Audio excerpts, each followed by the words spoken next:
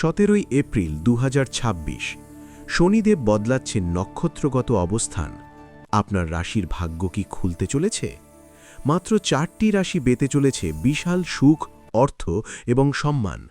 দেখুন, আপনার রাশি কি সেই ভাগ্যবান তালিকায় আছে? এই সময়ে শনিদেব উত্তরা ভাদ্রপদ নক্ষত্রের 3য় ধাপ থেকে 4র্থ ধাপে প্রবেশ করবেন। জ্যোতিষ মতে এই পরিবর্তন 4টি রাশির জীবনে বড় সৌভাগ্য নিয়ে আসতে পারে। প্রথম রাশি মেষ।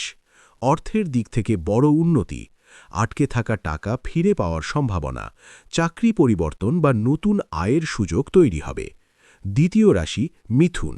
সরকারি সুবিধা ও সমাজের সম্মান বৃদ্ধি, নতুন কাজের সুযোগ এবং সম্পর্কের মাধুর্য বাড়বে। তৃতীয় রাশি তুলা। নতুন সম্পত্তি বা যানবাহন কেনার যোগ, পারিবারিক সুখ ও দাম্পত্য জীবনে মধুরতা বাড়বে। চতুর্থ রাশি ধনু।